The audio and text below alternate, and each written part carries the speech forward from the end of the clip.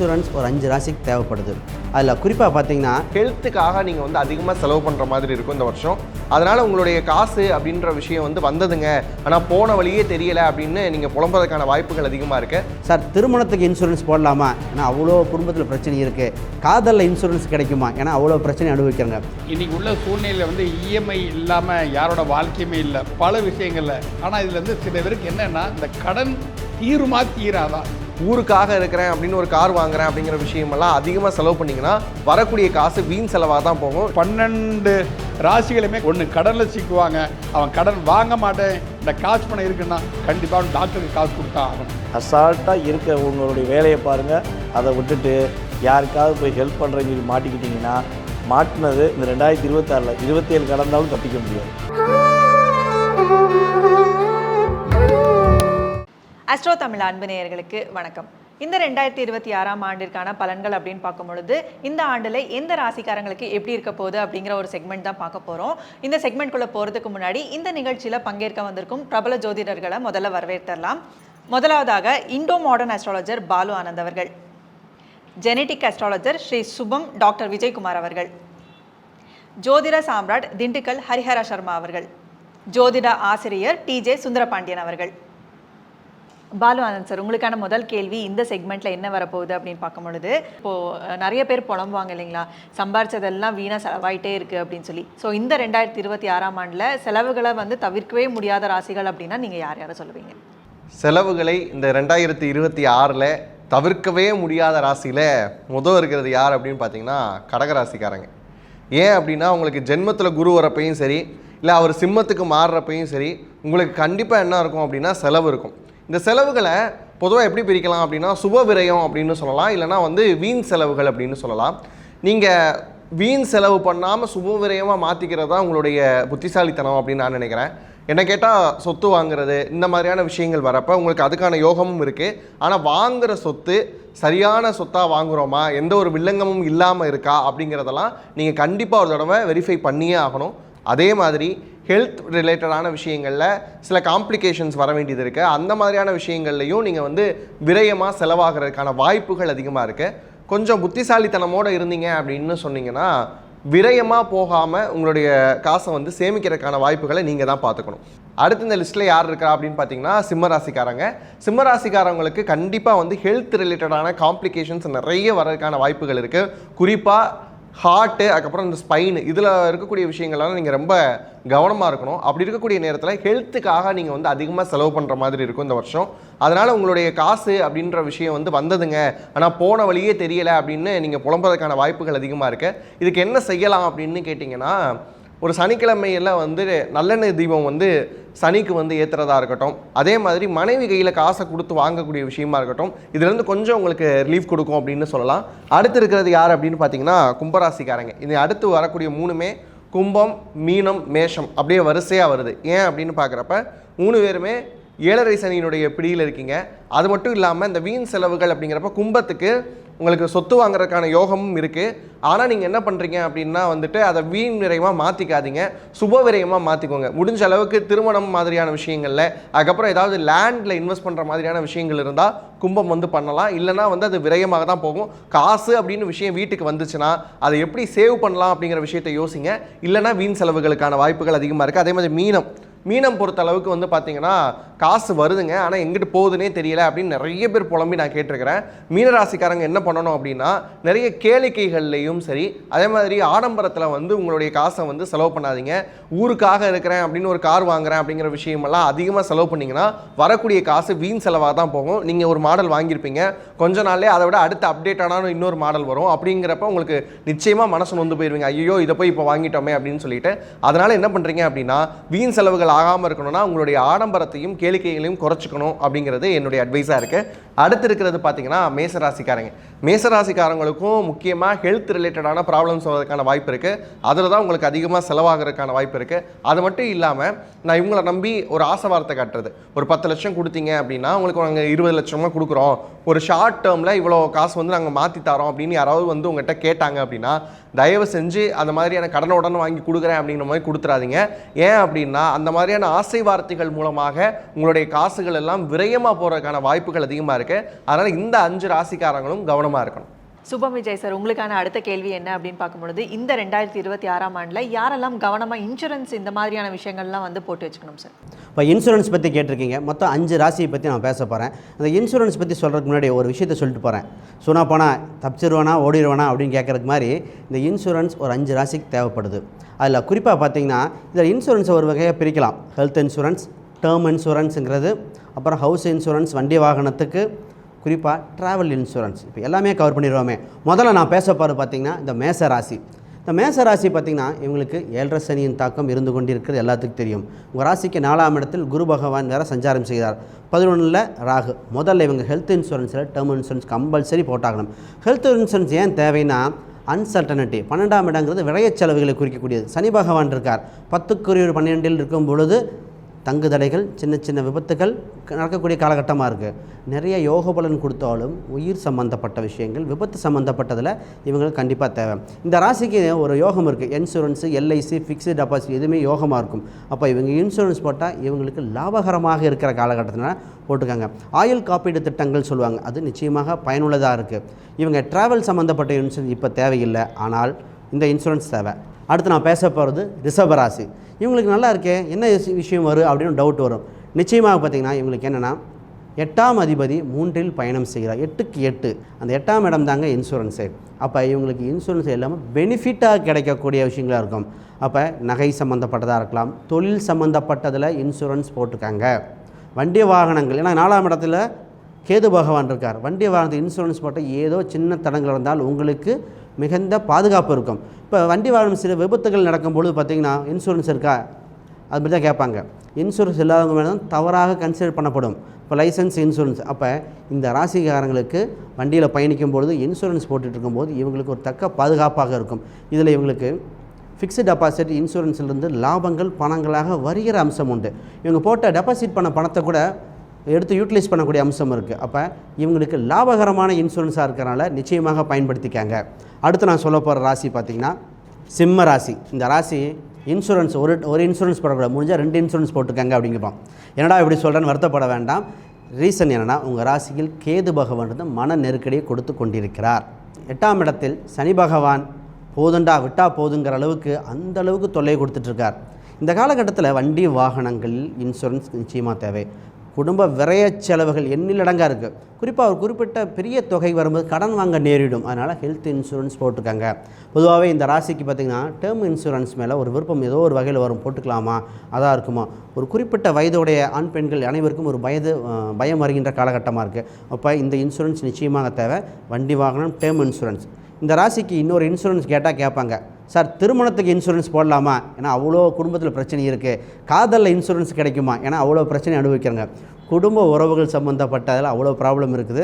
But அதில் பார்த்துக்கங்க, அதுக்கு இந்த இன்சூரன்ஸ் இது இல்லை. அடுத்து நான் பேச போகிறது பார்த்திங்கன்னா கன்னி.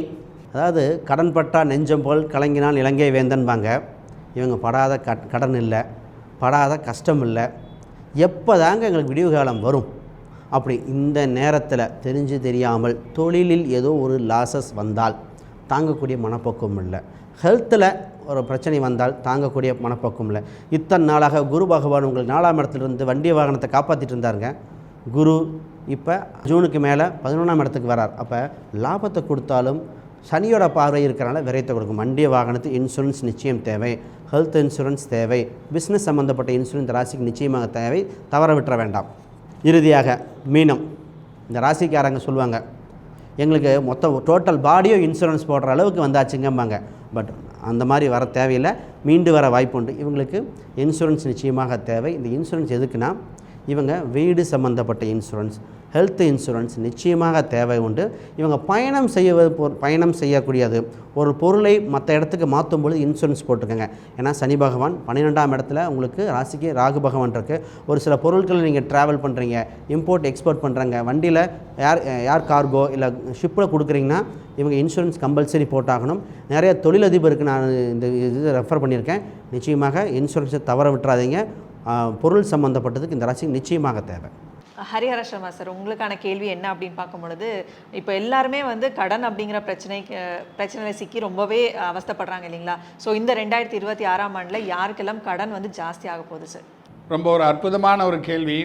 இன்றைக்கி உள்ள சூழ்நிலையில் வந்து இஎம்ஐ இல்லாமல் யாரோட வாழ்க்கையுமே இல்லை. பல விஷயங்களில் கல்விக்காக, ப்ராப்பர்ட்டி வாங்குறதுக்காக, மருத்துவ செலவு எதிர்பாராத விதமாக நடக்கக்கூடிய ஒரு விபத்துகள்னால், உடல்நிலை சரியாக ஏற்படக்கூடிய விஷயங்கள், இதனால் வந்து எல்லாருக்குமே ஒரு கடன் இருந்துகிட்டே இருக்குது. ஆனால் இதில் வந்து சில பேருக்கு என்னென்னா, இந்த கடன் தீருமா தீராதா, எப்போ தீரும் அங்கிறது அது ஒரு பெரிய தலைவலி. 12 ராசிக்குமே கடன்கிறது கண்டிப்பாக உண்டு. அது எந்த மாதிரி காலகட்டத்தில் வரும் நம்ம விரிவாக பேசலாம். அந்த வகையில் முக்கியமாக பார்க்க போனோம்னா முதல்ல வந்து கும்பம். இந்த கும்ப ராசிக்கு என்ன அப்படின்னு சொன்னால், காலபுருஷனுக்கு 6ஆம் அதிபதி ஆகிய புதன் கும்பத்திற்கு 2ஆம் இடத்த குடும்பஸ்தானத்தில் உட்காந்துருக்கிறார். அப்போ புதன் காலபுருஷனுக்கு 6ஆம் அதிபதியாகி ருணரோக சத்ரு ஸ்தானாதிபதியாகி குடும்பஸ்தானத்தை இருக்கும்போது குடும்ப சூழ்நிலைக்காக கும்பத்துக்காரங்களுக்கு, கும்பராசிக்காரங்களுக்கு கடன்கிறது வாங்க வேண்டிய சூழ்நிலை அப்பப்போ வந்துக்கிட்டே இருக்கும். இனிங்க அது ஒரு தடவை சொத்தெல்லாம் வாங்குவீங்கன்னு சொன்னீங்க, இப்போ திரும்ப கடன் இருக்குங்கிறீங்க. நான் கடன் வாங்கியால் சில பிரச்சனைகளை தீர்க்கணுங்கிற எண்ணம் அவங்களுக்கு இருந்துக்கிட்டே இருக்கும் எப்போ பார்த்தாலுமே. வந்து அதில் கொஞ்சம் எச்சரிக்கையாக இருக்கணும். போதா குறைக்கு ஜென்ம ராகு வேறு ஓடிக்கிட்டு இருக்குது கும்பராசிக்காரங்களுக்கு. கொஞ்சம் கவனமாக இருந்து தான் தீரணும். ரொம்ப அத்தியாவசியம்னா பட்சத்தில் மாத்திரம் கடன் வாங்கணும், இல்லைன்னா கடன் வாங்கக்கூடாது.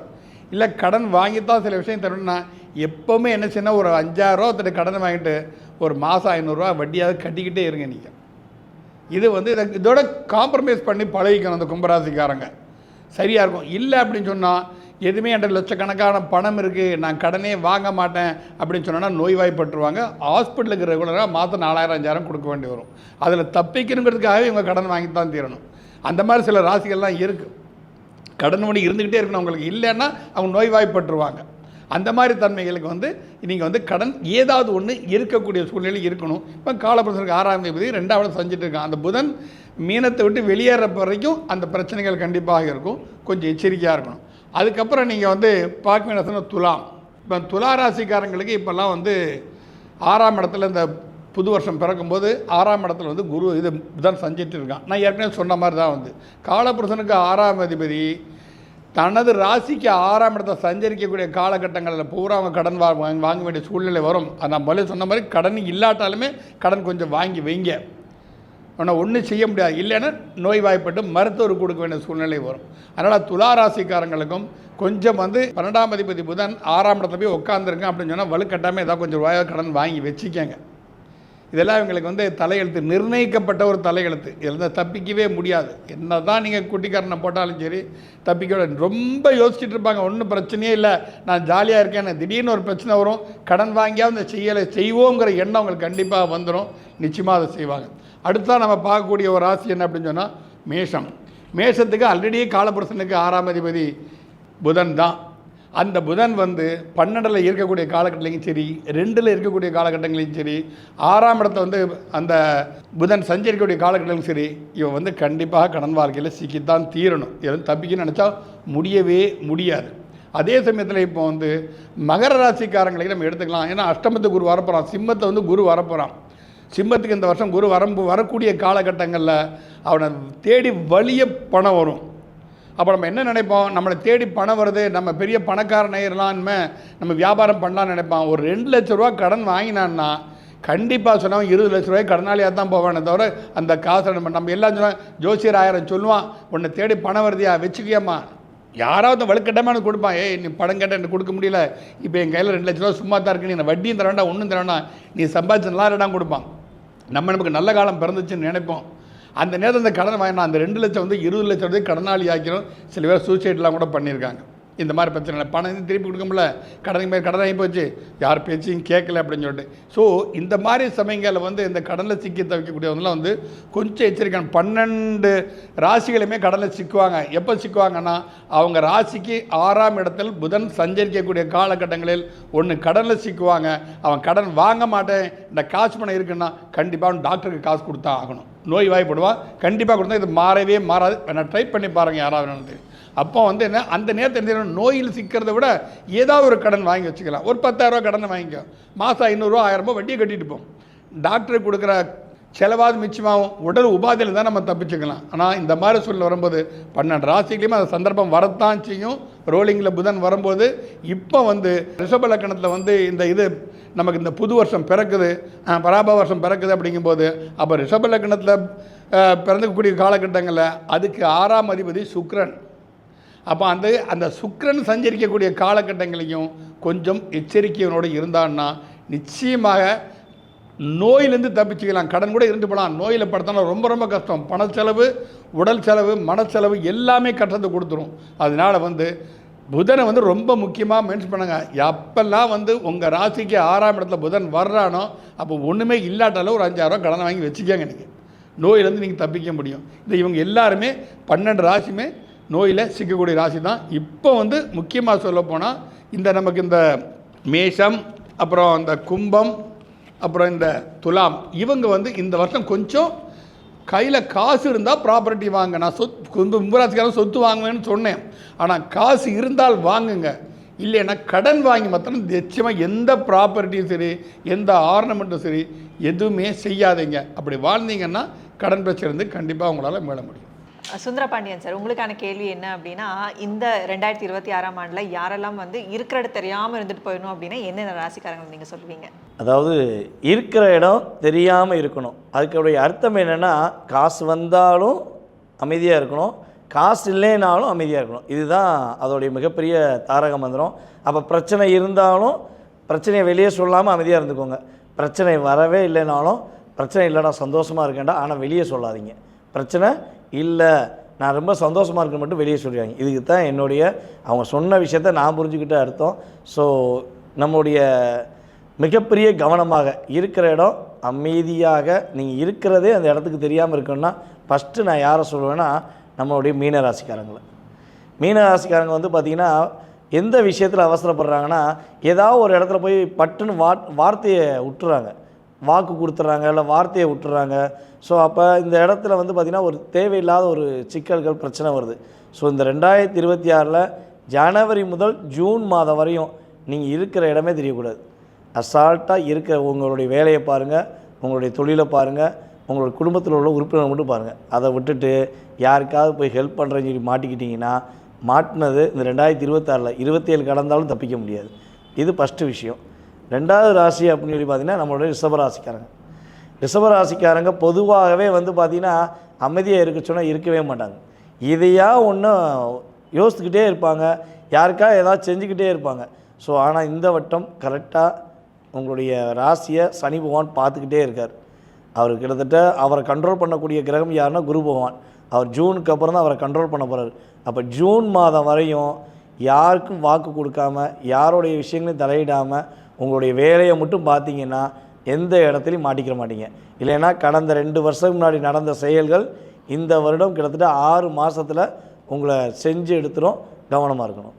அடுத்து நம்மளுடைய சிம்மராசி என்பர்கள் எங்கேயுமே நான் தான் ராஜா, நான் தான் ராணி அப்படின்னு சொல்லக்கூடிய ஒரு தன்மை கொண்டவர் தான் சிம்மராசிக்காரங்க. சிம்மராசிக்காரங்களை ஏற்கனவே கேது ராசியில் உட்கார்ந்துருக்கிறார். இதில் சனி பகவான் 8ல் அமர்ந்திருக்கிறார். அப்போ 2ஆம் இடம் என்று சொல்லக்கூடிய 2ஆம் இடத்த சனி கரெக்டாக தன்னுடைய 7ஆம் பார்வை மூலமாக அவங்கள பார்க்குறார். இது ஒரு பெரிய விஷயம். சனி கேது இந்த 2 பேரும் தான் உங்களை ரொம்ப லாக் பண்ணுறாங்க. ஸோ கிட்டத்தட்ட பார்த்தீங்கன்னா ஜூன் மாதம் வரையும் தயவு செய்து யாருடைய பேச்சையும் கேட்காதீங்க, யாருக்கிட்டையும் நீங்கள் இருக்கிற மாதிரி காட்டிக்கிறாதீங்க. பேங்க்கில் பேலன்ஸ் இருக்கா தெரியாது, உனக்கு ஏதாவது பிரச்சனை இருக்கா தெரியாது. இதை மட்டும் நீங்கள் பயன்படுத்திட்டீங்கன்னா உங்களை தேவையில்லாத பிரச்சனை சிக்க விடாமல் நீங்கள் ஃபஸ்ட்டு உங்களை காப்பாற்றிக்கலாம். இல்லை என்கிட்ட பணம் இருக்குது, என்கிட்ட எல்லா விதமான ஒரு பவர் இருக்குதுன்னு காட்டினீங்கன்னா கூட்டு போய் உங்களை தான் உட்கார வச்சுருவாங்க. ஏற்கனவே ஒரு 6 மாதம் அப்படி தான் இருக்கீங்க, கொஞ்சம் கவனமாக இருந்துக்கோங்க. அதுக்கு அடுத்தபடியாக எந்த இடத்திலும் எப்பொழுதும் தனக்கே பிரச்சனை இருக்குன்னு மனசுக்குள்ளே வச்சுக்கிட்டே வாழக்கூடிய நம்மளுடைய விருச்சிக ராசிக்காரங்க. நீங்கள் சும்மா இருந்தாலும் கூட இருக்கவங்க சும்மா இருக்க மாட்டாங்க. நீங்கள் சுசான்னு உங்கள் வேலையை பார்த்துட்டு இருந்தால் என்ன பண்ணுவாங்க, உங்கள உசுப்பேற்றி விடுவாங்க. ஜூன் மாதம் வரையும் சைலண்டாக இருந்துக்கோங்க, சரியா? எது என்ன பேசுகிறாலும் சரி, சிரிப்பு, ஒரே ஒரு புன்னகை மட்டும் காட்டுங்க. வார்த்தைகளால் கூட பேச வேண்டாம், ஒரு சின்ன புன்னகை காட்டுங்க. உங்களுடைய வாழ்க்கையில் 6ஆம் மாதத்துக்கு அப்புறம் உண்மையான சந்தோஷம், உண்மையான வாழ்க்கை உறுதியாக குரு பகவானுடைய பரிபூர்ண ஆற்றல் மூலமாக நம்மளுடைய விருச்சிக ராசி கிடைக்கும். அப்போ நீங்கள் யாருங்கிறத காட்டலாம். இந்த கிட்டத்தட்ட நம்ம 6 மாதத்துக்கு பிறகு, ஜூன் மாதத்துக்கு பிறகு எச்சரிக்கையாக கவனமாக இருக்கக்கூடிய நபர்கள் அப்படின்னு சொல்லி பார்க்க போகிறோம். இப்போ வரைக்கும் ஜூன் மாதம் வரையும் பார்த்துட்டோம். ஜூனுக்கு பிறகு இருக்கிற இடம் தெரியாமல் இருக்க வேண்டிய நபர்களில் முதல் நபர் நம்மளுடைய கன்னிராசி. கன்னிராசி கிட்டத்தட்ட ஜூன் வரையும் உங்களுடைய செயல்பாடு என்னன்னாலும் நீங்கள் உங்களுடைய திறமையை காட்டிக்கலாம். ஜூனுக்கு மேலே கொஞ்சம் நிதானம் தேவை. ஏன்னா முயற்சி ஸ்தானத்தை குரு பகவான் பார்க்காரு. அப்போ என்ன பண்ணுவாங்கன்னா, உங்களை சும்மா இருக்காமல் உங்களுடைய வேலையை தவிர்த்து வேறு ஏதாவது வேலையை வந்து கையில் கொடுப்பாங்க. நீங்கள் அதை முயற்சி செஞ்சிருவோன்னு சொல்லி வெளிப்படையாக செஞ்சிட்டிங்கன்னா மாட்டிக்கிடுவீங்க. ஸோ அதனால் கொஞ்சம் நிதானத்தை கடைப்பிடிங்க, உங்களுக்கு நல்லாயிருக்கும். அதுக்கடுத்து நம்மளுடைய மேசராசி என்பர்கள். மேசராசிக்காரங்க ஆட்டோமேட்டிக்காக ஆடுவாருங்க. ஏன்னா உங்களால் ஒரு நிலையாக இருக்க முடியல. நீங்கள் சும்மா இருந்தாலும் அவங்க சும்மா இருக்க மாட்டாங்கிற மாதிரி உங்களுக்கு மேசராசி என்பர்களுக்கு கிட்டத்தட்ட ஜூன் மாதத்துக்கு மேலே நீங்கள் இருக்கிற இடமே தெரியக்கூடாது. அமைதியாக இருக்கிற வேலையை பார்த்துட்டு அடுத்த பிரச்சனை ஃபோன் பண்ணி கூப்பிட்டானா, இந்த ஜாமீன் கையெழுத்து போடுறது ஏதாவது ஒரு விஷயத்துக்கு உங்களை கூப்பிட்றாங்கன்னா சுவிட்ச் ஆஃப் பண்ணிவிட்டு சைலண்டாக உங்களுக்கு பிடிச்ச பாட்டை கேட்டு சந்தோஷமாக இருங்க. இல்லைன்னா இருக்கிற இடத்த விட்டுட்டு பறக்க வேண்டிய சூழ்நிலை வந்துடும். அதுக்கு அடுத்தபடியாக கும்பராசி என்பர்கள். கும்பராசினோடனே எல்லோரும் யோசிப்பீங்க, வந்துட்டியாப்பா இப்போத்தானப்பா சொன்னீங்க நல்லா இருக்குன்னு சொல்லி திரும்பியும் வந்து மறுபடியும் பிரச்சனையா அப்படிங்க. உங்களுக்கு பிரச்சனை கிடையாதுங்க. நீங்கள் சைலண்டாக இருந்துட்டால் பிரச்சனையை வெல்லக்கூடிய ஒரு ஆளுமை, ஒரு திறமை வந்துடும். ஆளுமைங்கிறது மனசுக்குள்ள வச்சுக்கோங்க, வெளிப்படையாக காட்டிடாதீங்க, யூஸ் பண்ணிடுவாங்க. அதுக்கு அடுத்தபடியாக தனுசு ராசி அன்பர்கள். கிட்டத்தட்ட குரு பார்வை வந்து பார்த்திங்கன்னா ஜூனுக்கு மேலே உங்களுக்கு வரப்போகிறது கிடையாது. அப்போ நீங்கள் யார், உங்களுடைய செயல்பாடு என்ன, பல பேருக்கு பாடம் சொல்லி கொடுக்குறது, பல பேருக்கு பல விஷயங்களை கற்றுக் கொடுக்குறது, இதெல்லாம் ஸ்டாப் பண்ணிக்கோங்க.